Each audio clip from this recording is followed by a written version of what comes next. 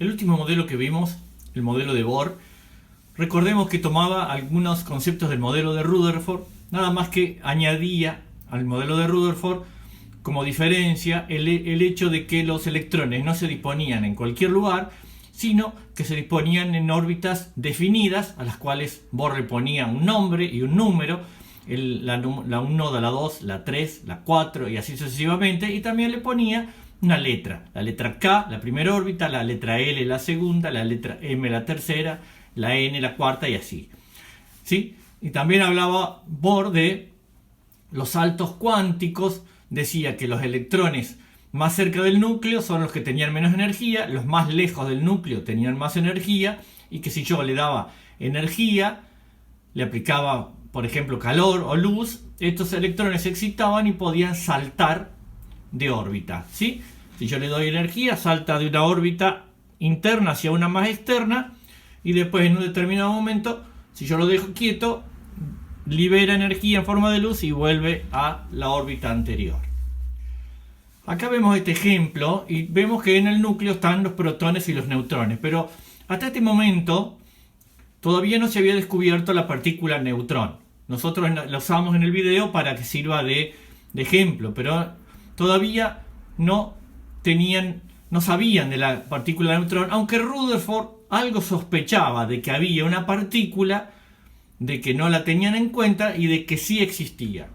Rutherford pensaba: si el núcleo está formado por partículas de carga positiva, o sea, los protones, ¿cómo puede ser de que estén en el núcleo y no se desarme el núcleo, siendo que son partículas que tienen el mismo signo? Si nosotros recordamos, partículas del mismo signo se repelen, por lo tanto, si están todos los protones juntos en el núcleo, deberían repelerse entre ellos. Y esto no sucede. Por lo tanto, Rutherford pensó que en el núcleo debería haber otra partícula, y que posiblemente esta partícula no debería tener carga, y cuya función sería mantener unido a los protones en el núcleo. Rutherford también se dio cuenta, cuando hacía experimentos, de que había algo que no le cerraba. Por ejemplo, él sabía que el hidrógeno tenía un protón y un electrón.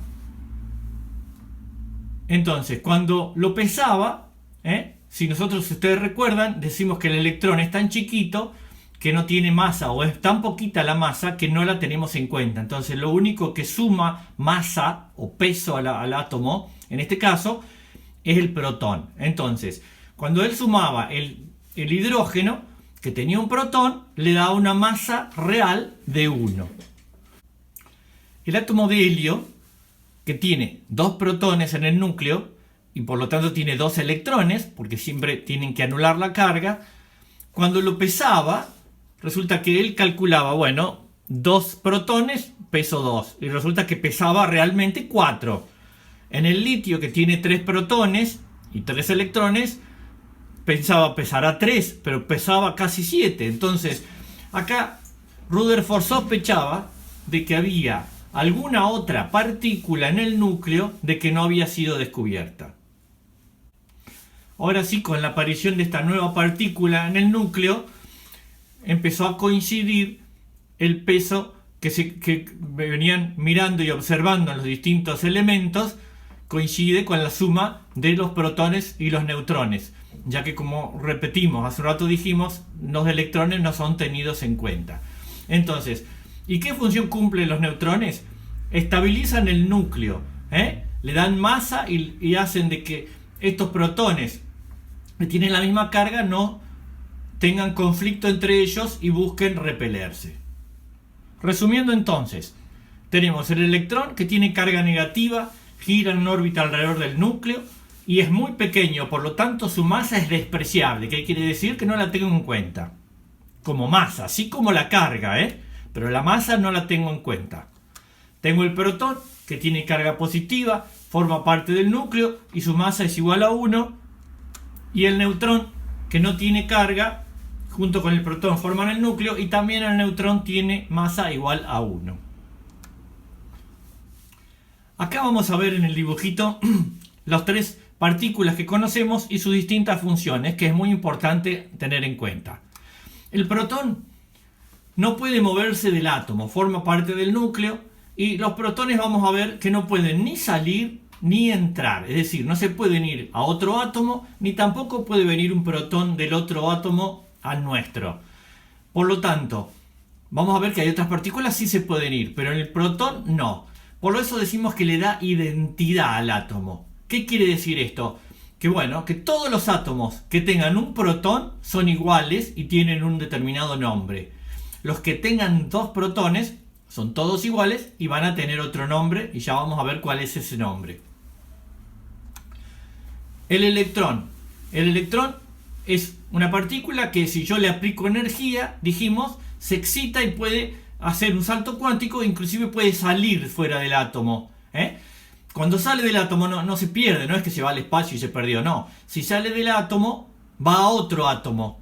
Por lo tanto, que si de la misma forma que un electrón de mi átomo puede salir, puede venir un electrón de afuera y sumarse a mi átomo. Esto vamos a ver, es muy importante cuando veamos uniones químicas, que la vamos a ver recién el año que viene. Cuando un compuesto se une con otro, lo que hace es intercambiar electrones, ¿sí? Entonces, y cuando cada átomo tanto pierda o gane, se va a convertir en una partícula cargada de energía y recibe el nombre de ión. Y la última, el neutrón, como dijimos ya hace un rato, los neutrones pueden variar su número, lo cual no influye en la identidad. Por ejemplo, el hidrógeno. El hidrógeno es un átomo que tiene un protón y un electrón. Pero a veces, si yo pudiera agarrar de la naturaleza, vamos a ver que en algunos casos no tiene ningún neutrón, en otros casos tiene un solo neutrón y en otros casos tiene dos neutrones, lo cual quiere decir que es variable, pero sigue siendo siempre hidrógeno. ¿Por qué? Porque lo que le da identidad es el número de protones y siempre tiene uno. Estos elementos que tienen distinto número de neutrones, pero sí solamente tienen la misma cantidad de protones, reciben el nombre de isótopos. Ahora estamos en posición de definir dos conceptos muy importantes. Uno es el número atómico y otro es el número másico. El número atómico, que también se lo simboliza con la letra Z, lo vemos acá, es la cantidad de protones que tiene un elemento. Acá le hemos puesto un símbolo X como representación, pero no existe el símbolo X. Puede ser cualquier otro símbolo de un elemento. En este caso, el número atómico es el número de protones que tiene en el núcleo. Y el otro número es el número másico, ¿sí? Que representamos con la letra A. Y es la suma de protones más neutrones. Acá vemos en el gráfico lo que acabo de decir. El Z es el número de protones y el A, o el número másico, es igual al número de protones, o el Z, más el número de neutrones. Veamos un ejemplo acá.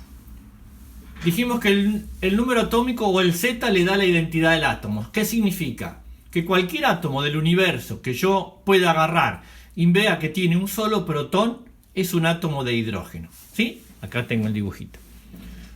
Cualquier átomo del universo que tenga dos protones será un átomo de helio. Cualquiera que tenga 3 será un átomo de litio. Y uno de 4 será un átomo de berilio. Entonces, el número de protones o el número atómico me da la identidad de los elementos. ¿Cómo sé yo cuántos protones tiene cada elemento? Bueno, en la tabla periódica vamos a ver que están organizados los elementos de acuerdo al número atómico, ¿sí?